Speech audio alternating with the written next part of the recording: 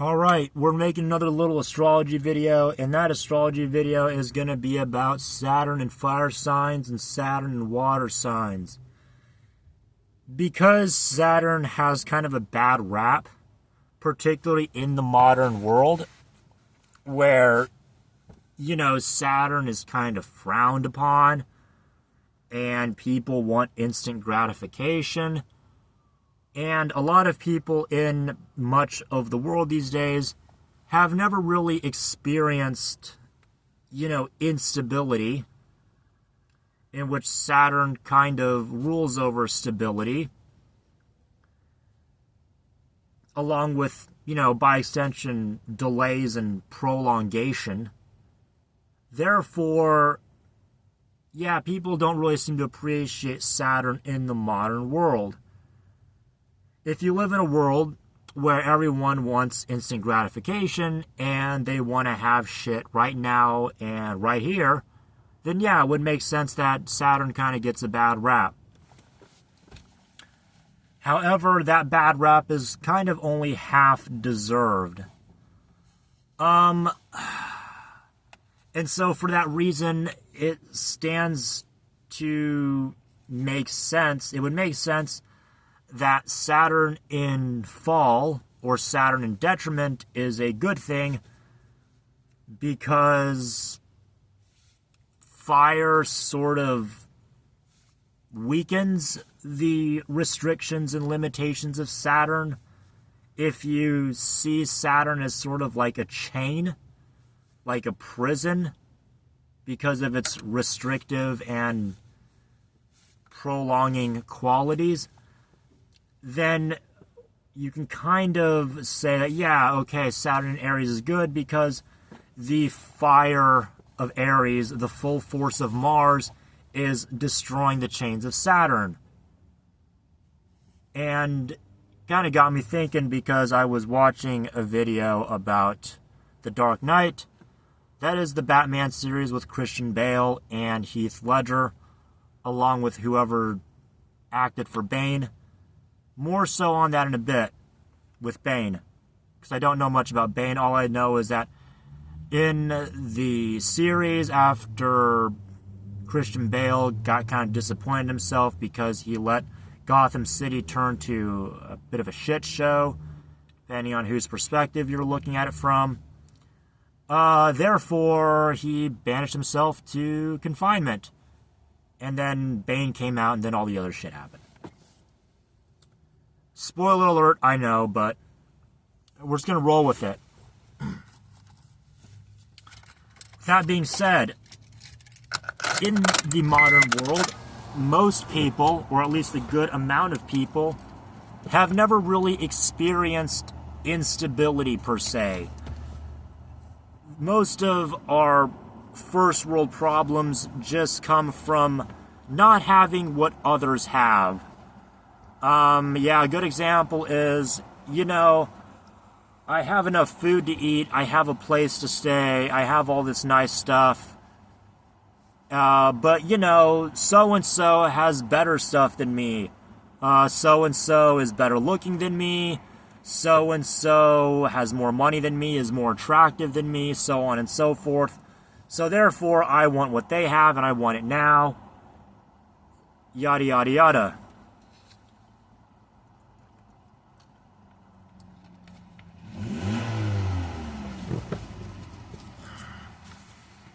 However,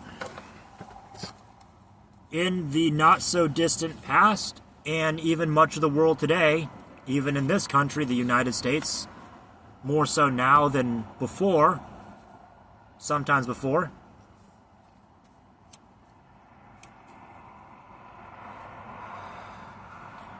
the economic and social instability seem to be more of a common theme. And if you have lived in an environment where there is a lot of social and or economic instability, in other words, war and famine, then being a lack of Saturn can kind of be seen as a shitty thing. Saturn in Aries would kind of suck. In the modern world, however, and for a lot of people, I should say for much of the modern world, however, Saturn in Aries is seen as a good thing. Because, Aries, the fire of Aries is destroying the chains of Saturn. It's melting it away. Saturn in Cancer is kind of a good thing because the water is rusting the chains of Saturn. And as far as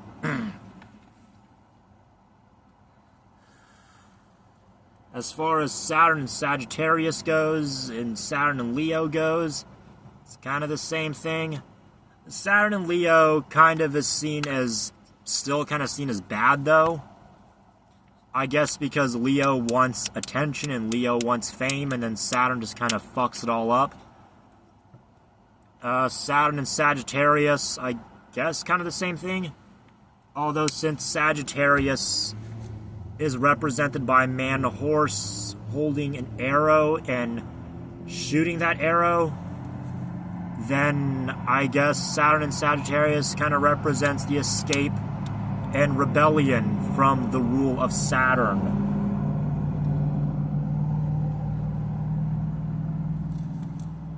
However, like I had just mentioned, if you were living in the not-so-distant past and parts of the third world, or what they call the global south, having the lack of stability and the lack of rule is kind of shitty, kind of sucks. Not gonna lie. Never really experienced too much of it, but in this country it's become a little bit more of a thing. But in the modern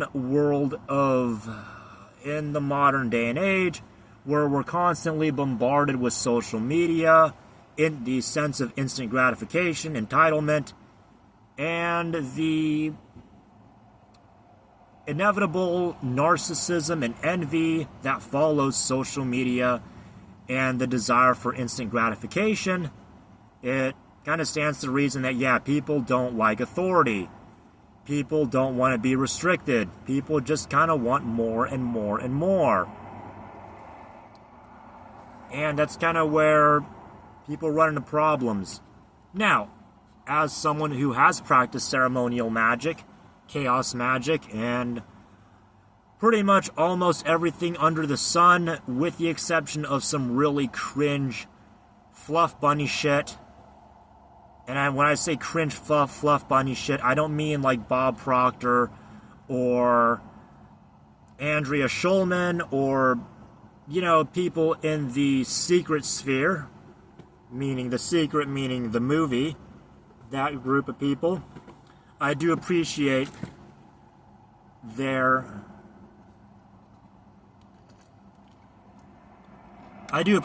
contributions, and that'll be it for that part. Yeah, so with that being said, kind of stands to reason why people hate on Saturn so much. However, the thing about Saturn is that in order for stability, you kind of need some sort of social hierarchy.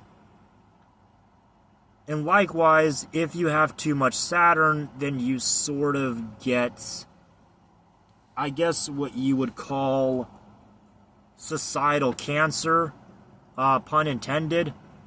So yeah, if you have too much Capricorn, where the hierarchy is too rigid and the socioeconomic system is way too rigid to where no one can really move up or down, it just kind of stays as is, to where the status quo is just kind of, money going from one generation to the next, survival of the fittest, that kind of deal. Well, then, yeah, we kind of, that's kind of where society would kind of fall apart. Because eventually, if you want to do the archetypes, Aries and Cancer would kind of get fed up with that kind of shit. Because you could say that if you think of, Aries being the divine masculine, or being a representation of the pure form of the divine masculine, then yeah, Aries doesn't really care if society falls apart. Aries just kind of wants to get rid of Capricorn, just kind of wants to fuck up the stability and hierarchy of Saturn. That's kind of how, you know, Aries is.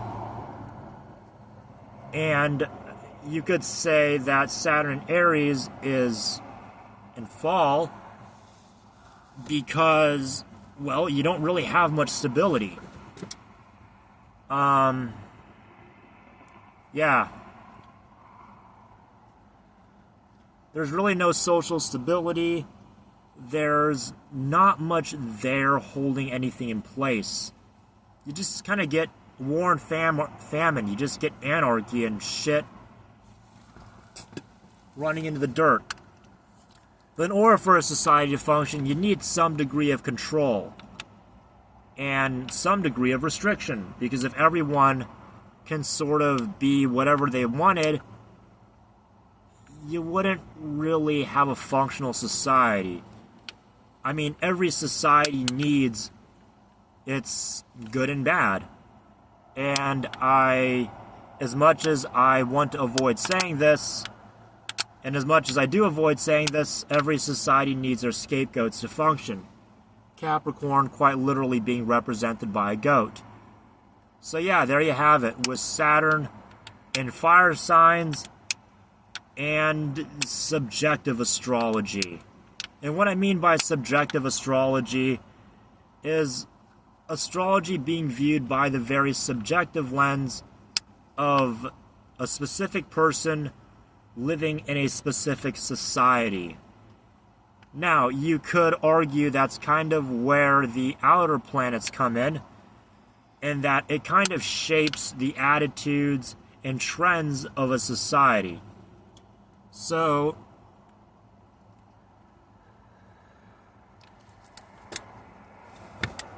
if you have, say, a generation where Neptune and Uranus are in Pisces or Aquarius, then it would make sense that that society would be kind of happy that Saturn is in Aries. They would like Saturn in Aries. Same thing if you have Uranus and Neptune in Capricorn.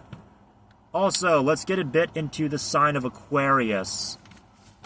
So, Aquarius is sort of like the archetype of Saturn and Aries.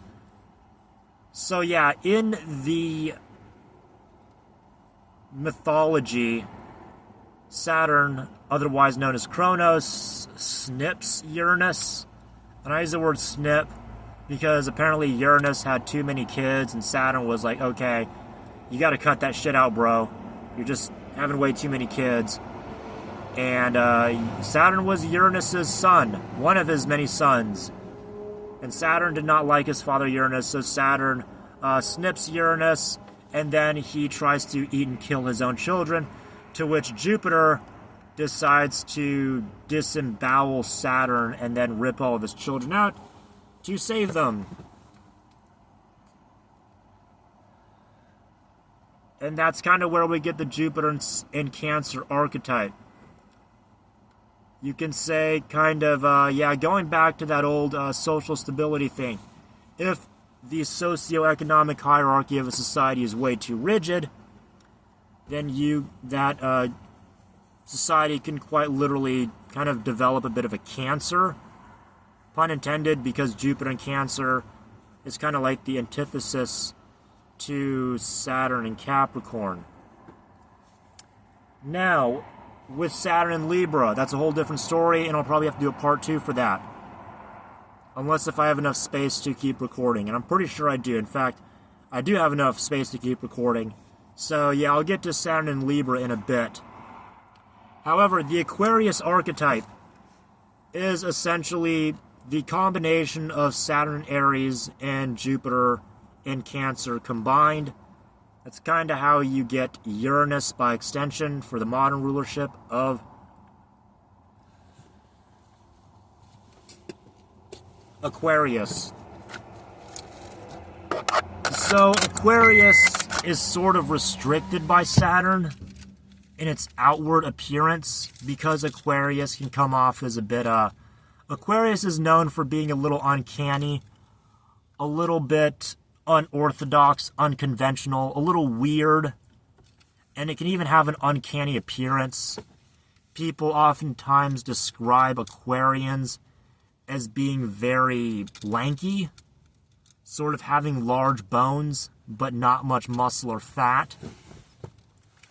So it's kind of like just an overgrown Gemini or an overgrown Mercury, if Mercury represents sort of an androgynous child, if you will. Or, yeah, you could say Mercury kind of represents androgyny, and by extension, a little bit of childishness, and I guess by extension, the Virgo archetype. So, with that being said, Aquarius kind of is the rebel, but the rebel of Aquarius is still traditionally ruled by Saturn. That's because Aquarius kind of tries to fight against Saturn, but at the same time can't really get out from under his grip. And that's kind of where you get the Uranus archetype, where Saturn essentially punishes Uranus for not really doing what Saturn wants. Saturn was not happy about Uranus just, producing a lot of offspring with Gaia. Saturn gets pissed, snips Uranus, removes his ability to have children, and then he tries to kill his own children along with Uranus's children, in which Zeus saves the day.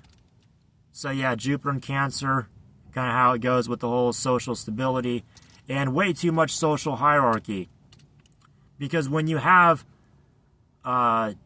too much rigidity within a socioeconomic hierarchy, people get kind of pissed. And or they just give up. Because, you figure, well, if I can't really get anywhere, then it's kind of, can't really do much. There's no point in even trying. Likewise, let's talk about Saturn in Libra. Saturn in Libra is essentially kind of like communism. That's the way Frederick Xavier described it. Saturn in Libra represents marriage and love, and by extension, the law.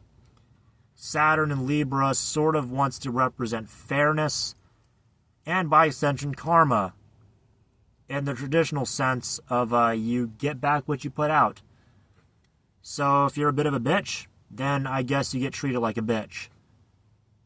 If you're a bit of an asshole, well, then I guess you will have to deal with bullshit later on. Or now, or later. In which I ought to make another video. In fact, I am making another video about, scarcity versus abundance. I made that on my other channel, by the way. But, there we go. So, let's do a quick little recap. Saturn in fire signs. It is, disharmonious, I will say. Depending on who you are and where you live and in what time you live, Saturn in fire signs can be seen as good or bad. But if you treat Saturn as a generational planet or societal planet, then it would stand to reason that Saturn in Aries is kind of bad.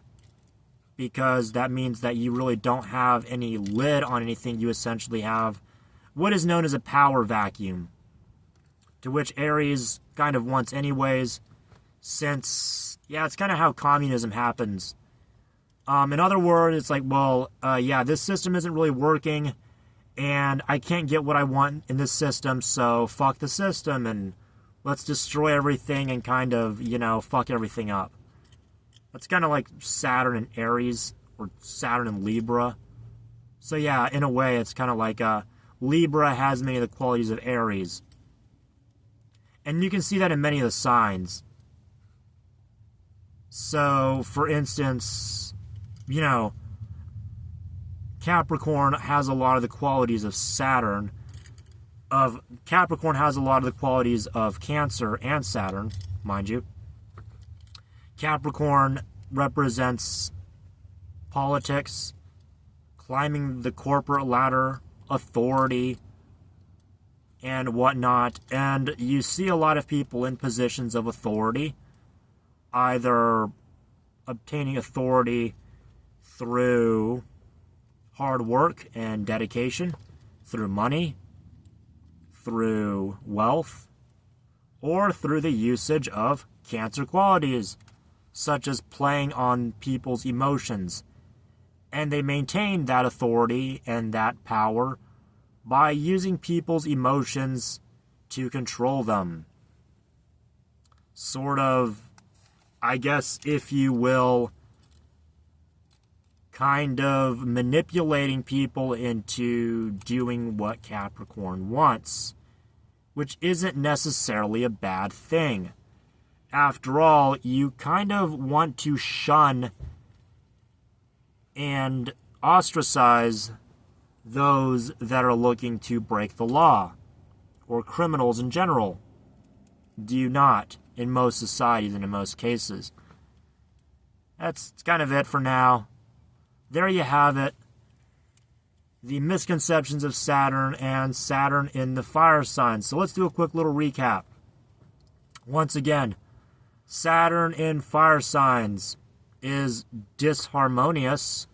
Objectively, subjectively can be seen as good or bad depending on who you are, where you live, and what position you have in the society, in the place and time that you are in.